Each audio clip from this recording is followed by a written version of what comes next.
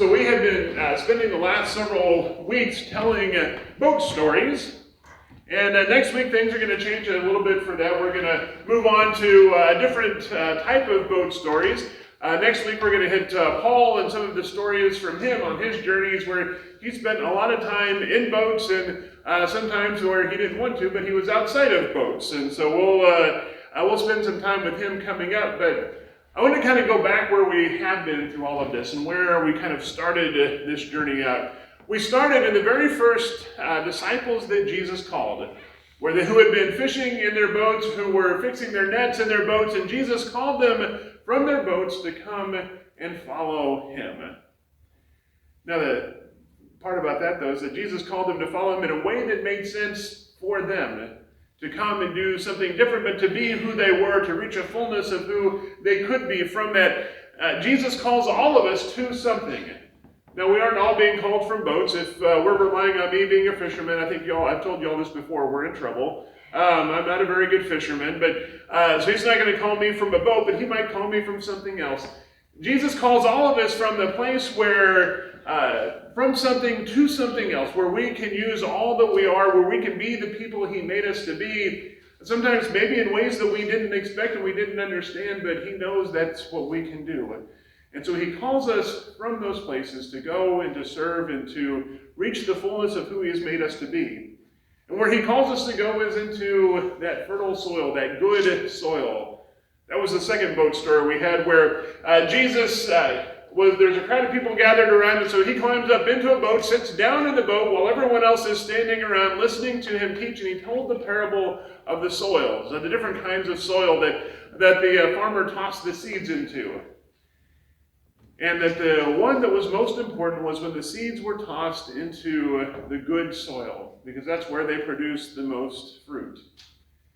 We know that we benefit from being in good soil, from learning and growing through all of that. But it's not just that we come from good soil, but it's the place where Jesus is calling us to go is to that good soil. And that good soil is the places where folks need to hear that message, where they need help that maybe only that we can provide or we have access and resource to, where that message that Christ preaches can be heard and it can be understood. That's the good soil that we are looking for. Now, most often, though, we think of that as being good soil because that's the place where Jesus' message can be heard, but so very often the folks that are there in those places are going through their own storms and their own struggles and their own problems, whatever they may be. And so that's where we started another story where Jesus and the disciples were on a boat on the Sea of Galilee in the middle of a storm. And Jesus calms the water and the winds and the waves, and the disciples who had been afraid were calmed. But Jesus asked a question to him. He said to him, "Where is your faith?" Now that wasn't a question of judgment, though. That's how so often it's appeared like if they just had better faith, they wouldn't have been in that situation. But these were fishermen on a sea that they knew well, that they had been in storms in for a long time. If they were getting scared, I don't want to be in that storm. I'd rather be at home and safe in my own bed, not in the middle of that. If they were afraid, that was a big storm. But in Jesus asking them that, where is your faith? That's not a judgment, that's a moment for teaching, telling them and reminding them that you've got to continue to learn, you've got to continue to grow. That another phrase that we use, that we said that in a time of crisis, we don't often rise to the occasion, but we default to our level of training. Jesus saying, where are you defaulting to? Doesn't matter if you're a really good fisherman, you're still going to come across storms that are going to make you afraid. And so how do we work to increase that faith, to grow in faith so that we can learn and we can grow? And so that maybe the next time we aren't going to be quite as afraid when that storm comes. But then we look to a different storm and we see kind of what happens in the middle of that. Maybe when our faith is in a different place and we've grown from where we were and we see that problem, that storm to be overcome. We went from Matthew's gospel to John's gospel, and now we're telling a very similar story where the disciples were on a boat in the middle of the storm. We aren't told if it was as big a storm or as hard a storm as the one from before. But they're there, and they're worried and they're concerned a little bit. Jesus isn't with them this time. They had set out Remember, they were in the boat waiting for him, but they had kind of gotten blown out to sea when the storm came up. And so they're there, and they look out at one point, and there is Jesus walking towards them on the water. Now, they did one thing right, they did one thing really, really well, and one thing they didn't do quite so well in the middle of all of that. The first thing they did was when they saw Jesus out there, they focused completely and totally on him. That was the thing that they did really right. And this just goes to show that you don't have to be perfect at anything to still be in the right place. Because the second thing they did was they defaulted to what they knew, which was that there is someone out there in the water, and if we don't get them in the boat, they're probably going to drown. Because the wind and the waves and the storm is all coming up, and you can tell maybe they were a little bit frazzled, because if they had stopped for a second, they would have said, well, hold on there. He's walking on the water. He's not treading in the water. He's not being overcome by the waves and all of that, but maybe he doesn't quite need all of the help that we think he does, but they were there in the moment. They said, okay, he needs help. So they are focused on him, and that was the thing that they needed, because as they got towards him, or more accurately, as Jesus got towards them in the boat, they weren't trying to help themselves a whole lot in there. They were focused in the place they needed, because as soon as they get ready to try and help Jesus into the boat, that's when they hit the beach on the other side where they had been going to.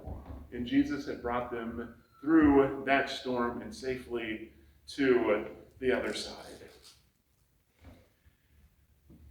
To live the Christian life is to know something that the disciples were discovering through all of that, which is to know who is the one who is the ultimate authority in our lives. And that's the thing that gets so many people caught up in so many other places, is that everyone has some sort of ultimate authority in their life, whether they admit to it or not. Everyone has one.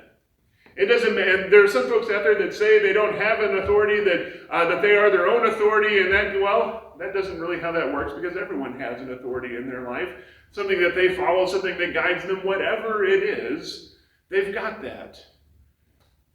Living the Christian life means that we can name who that person is. We can name who that is, and not only that, but we know that he lived, and we have stories from his time here on earth that tell us more about who he was and the message that he taught, the message that he preached.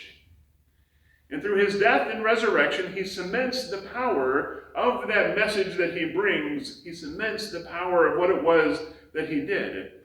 But it's what he does next that sends his message forward and creates a place for us in the middle of it. Our scripture reading this morning is from John's Gospel, and it picks up after the events of Easter, after the events of Jesus' death and his resurrection. And in John's Gospel, we're in chapter 21, towards the end of it. Not towards the end, we're in chapter 21. And Jesus had appeared to the disciples a little bit already, so they knew he was there, they knew he had risen, but they were kind of in this place where they knew things weren't ever going to go back to the way they were, but they didn't know yet quite what the future was going to bring. They're in that weird middle limbo spot. That place that everyone likes to be in, right? Where you can't go back, but you don't know what's coming yet. It's like when you're a senior in high school and you've graduated from high school, but college hasn't started yet. It's that summer in the middle of there. And so the disciples, not knowing what else to do the thing that they know best. Peter says, I'm going to go fishing. And so Peter and several of them, they get into the boat and they go out and they go fish, because that's the thing that they know. That's the thing that they can do in that moment. And they fished all through the night. In that regard, they're a whole lot like me, because when they got to morning, they didn't have a thing on the boat. They fished through all of it. They didn't have anything there. As the sun was coming up, they looked out on the beach, and they see someone standing there on the beach, and they hear that person call out to them, and that voice from the beach says, "Cast the nets, make great buffet sides." Eventually they figured out, no, he didn't really say that, because they had no idea what a castanet is. But they figured out, they said, no, cast the nets to the other side. Sorry, that was a really bad joke. I would apologize for that, but if Emily sees this later, she's going to go, you're not apologizing for that, because that's the joke you make. But they did. So they heard him, my bad joke aside, they heard him say, cast the nets to the other side. They put their net over the right side of the boat. And lo and behold, the thing they couldn't do all night, all of a sudden their net was full of fish. And about that time, they're now close enough in to land, they can see who it is that's standing on the beach. And they see Jesus standing there on the beach. Peter can't help himself because he is so excited to see Jesus. He jumps out of the boat and goes, kind of trudging into the beach to go and see Jesus. The rest of the guys are on the boat going, well, Peter, we probably could have made it there just as fast if you'd stayed in here, but here we go. We'll follow you in. And they pull the boat in. They've got the net trailing along behind them with all of the fish. Because now they figured out who it is that's standing there. So let's put all these things together. The disciples were had been called, and Jesus taught them where they could find the good soil, which was very different from so many of the other places where other leaders at the time would tell them to look. And he showed them the need they have to continue to grow and to learn and to not just remain in the same place in their faith, but how much more they can do, how much more they can be by focusing on him and his message, and how much more they can become. But it would have been normal and expected of them to be worried and concerned after all of the events of Easter. Like, that shouldn't be shocking at all, that they might be a little bit out of sorts, that they might be concerned a little bit with what is, asking the question, is what Jesus said true? Is it really going to hold up now that all of these things had happened? And so Jesus, knowing all this, shows up at breakfast that morning. Enough time has passed at this point. They know that physically Jesus is probably not going to be staying with them. But in that moment, he is there with them. They needed to know that he was still going to be there, that he wasn't going to leave them on their own. And then he does this other thing. He tells them where to cast out their nets so they can catch some fish. And then when they come back in, we didn't read this part of the story, but he makes breakfast for them on the beach. And in that moment, he is calming their anxiety and their worries and their concerns. And he doesn't do it by giving them empty platitudes that say, well, just, it'll all be fine. Just you wait and see. It's going to be okay. He doesn't give them any of that. He doesn't give them Bible verses taken out of context that are supposed to mean something but are lost on them. But no, what he does, he brings them in, he tells them where to fish, and then he feeds them. He continues to be Jesus to them in the way that they knew and they could understand. And the same thing is true for us as well. Now, we may not have big fishing experiences like the disciples did, but we've been through our own storms, and we'll go through all of our own storms in the future. The thing about the Christian life is not that we're promised that all the storms are going to go away, but we're told we'll have help in getting through them and how to get through to the other side. And so let us be people that know who Jesus is.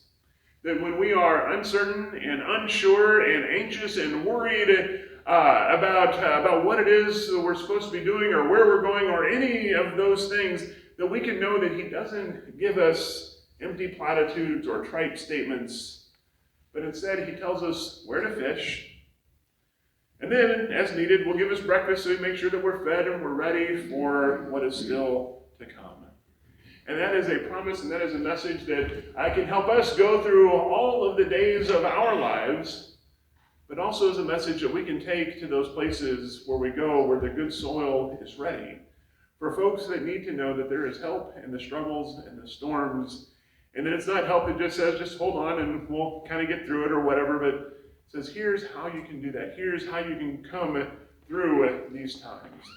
This is a promise that we can take with us and that we can share with the world around us. So let us be people that know who Christ is and can follow and can focus on him even through the greatest of storms, because we know that he is there and waiting for us. Let us do all of this in the name of the one who came and showed us that way. Let us do this in Christ's name. Amen.